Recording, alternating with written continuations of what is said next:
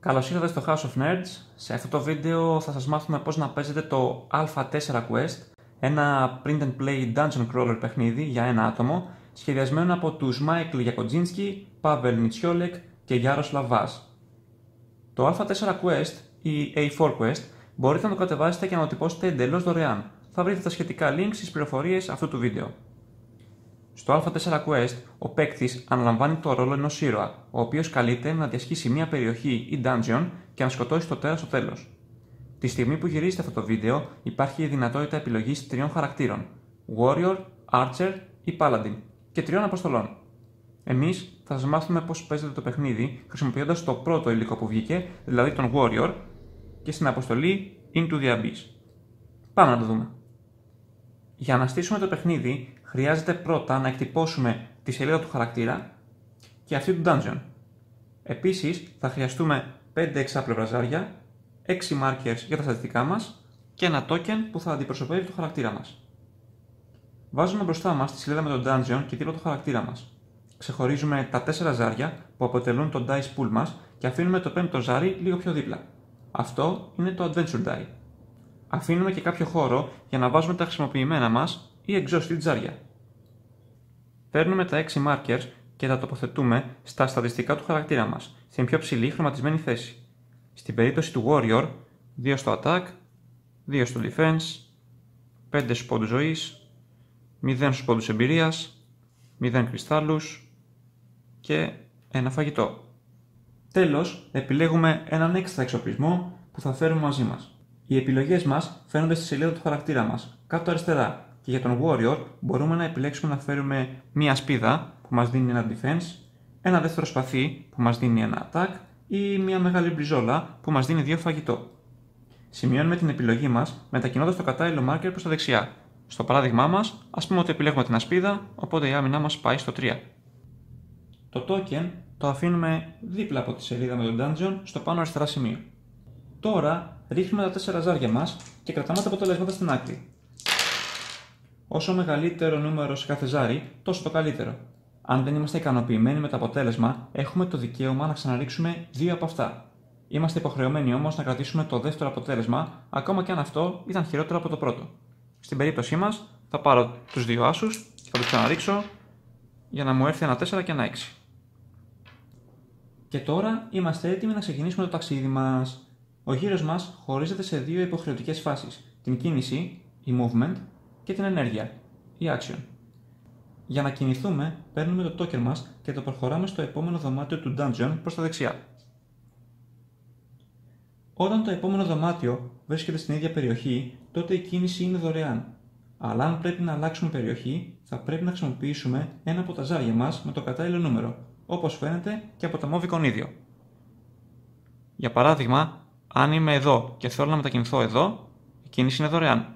Αλλά αν είμαι στο πρώτο δωμάτιο και πρέπει να μετακινηθώ στο επόμενο, τότε σύμφωνα με αυτό το εικονίδιο θα πρέπει να χαλάσω ένα από τα ζάρια μου. Σε αυτή την περίπτωση, το 3.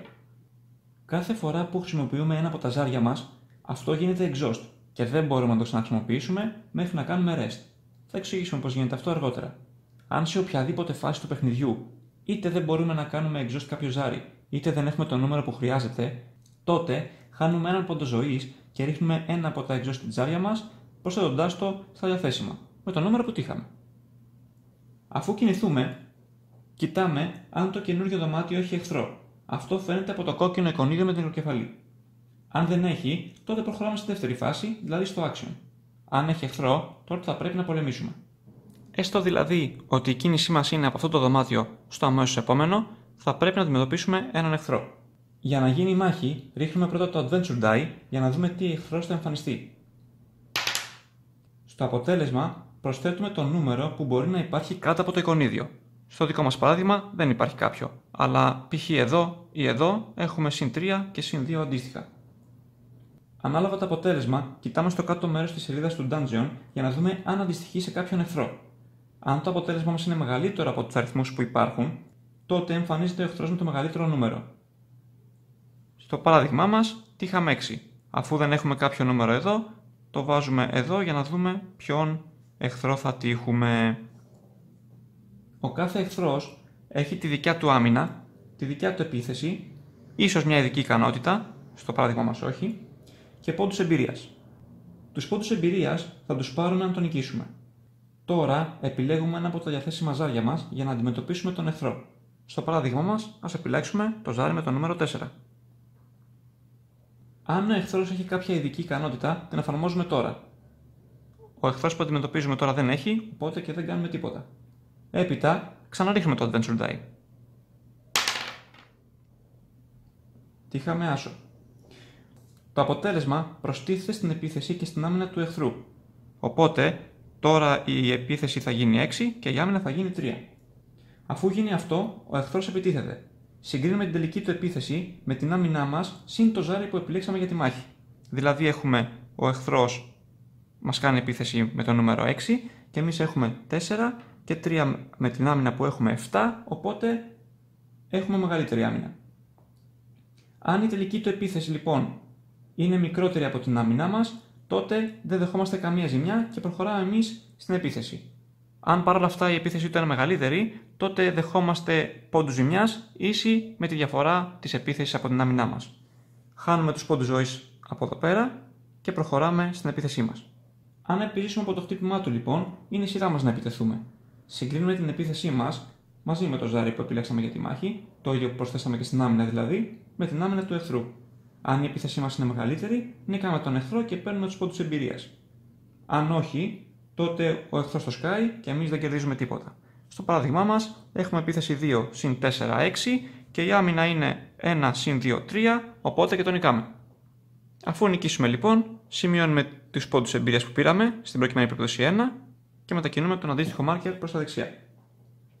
Για κάθε τέταρτο πόντο εμπειρίας που παίρνουμε, ο ήρωάς μας γίνεται δυνατότερος. Επιλέγουμε μία αναβάθμιση από διαθέσιμες, ένα φαγητό, 2 πόντους ζωής ή μία άμυνα και μία επίθεση και μετακινούμε τον αντίστοιχο μάρκερ προς τα δεξιά.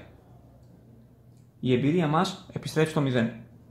Αν δεν συναντήσαμε εχθρό ή αν επιζήσαμε από μία μάχη, είτε ως νικητές είτε όχι, πρέπει είτε να κάνουμε rest είτε ένα από τα διαθέσιμα actions του δωματίου. Για να κάνουμε rest, καταναλώνουμε ένα φαγητό και ρίχνουμε τα exhausted ζάρια μας και όσα θέλουμε από τα διαθέσιμα, για να διαμορφώσουμε το νέο dice pool μας.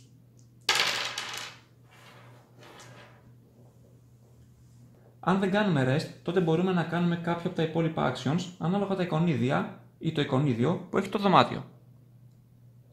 Τα dungeons του παιχνιδιού έχουν κάποια κοινά εικονίδια και κάποια που είναι μοναδικά για κάθε ιστορία. Θα σας εξηγήσουμε τώρα τα actions που μπορούμε να συναντήσουμε στην πρώτη περιπέτεια, Into the Abyss. Και αν έχετε κάποια απορία σχετικά με τα άλλα dungeons, γράψτε το στα σχόλια και εμείς θα σας βοηθήσουμε. Hunt. Για να κάνουμε hunt, απλά χρησιμοποιούμε ένα από τα διαθέσιμα ζάρια μας και παίρνουμε το κατάλληλο reward σύμφωνα με τον πίνακα στο κάτω μέρος της ιστορίας. Για παράδειγμα, αν χρησιμοποιήσω το 3, τότε ανατρέχω στον πίνακα και βλέπω ότι θα μου δώσει ένα φαγητό. Οπότε μετακινώ τον κατάλληλο δείκτη προς τα δεξιά και βάζω το τριάρι που χρησιμοποίησα στα exhausted. Quest. Για να κάνουμε quest, κάνουμε exhaust ένα από τα ζάρια μας, δεν έχει σημασία το νούμερό του, και ρίχνουμε το Adventure Die. Συγκρίνουμε το αποτέλεσμα με τον πίνακα στο κάτω μέρος και παίρνουμε το ανάλογο reward, θετικό ή αρνητικό. Στο παράδειγμά μας, τύχαμε 6. Οπότε σύμφωνα με τον πίνακα, παίρνουμε ένα πόντο εμπειρίας και μετακινούμε τον κατάλληλο marker προς τα δεξιά. Search. Για να κάνουμε search, χρησιμοποιούμε ένα από τα διαθέσιμα ζάρια μας και προσθέτουμε σε αυτόν τον αριθμό, αν υπάρχει, δίπλα στο εικονίδιο του search που κάνουμε. Ύστερα, παίρνουμε το reward που μας λέει ο πίνακας. Στο παράδειγμά μας, χρησιμοποιήσαμε το 6, οπότε θα πάρουμε είτε μια επίθεση, αφού μας λέει ότι μπορούμε να την πάρουμε από 4 έως 6, είτε αυτό το εικονίδιο που σημαίνει ότι κάνουμε reroll 2 exhausted ζάρια. Για να σας εξηγήσουμε λίγο τα εικονίδια που θα συναντήσετε, ας δούμε λίγο τον πίνακα με το search. Το ανάστροφο βέλος σημαίνει ότι παίρνουμε ένα active die και το ξαναρίχνουμε. Υπενθυμίζουμε ότι active die είναι αυτό που είναι διαθέσιμο και όχι exhausted. Η καρδιά μας δίνει πόντο ζωής, η άμυνα μας δίνει άμυνα, τα σπαθιά μας δίνει επίθεση. Τα 2 ζάρια με το βελάκι προς τα κάτω σημαίνει ότι παίρνουμε 2 exhausted ζάρια, τα ξαναρίχνουμε και τα προσθέτουμε στα διαθέσιμά μας.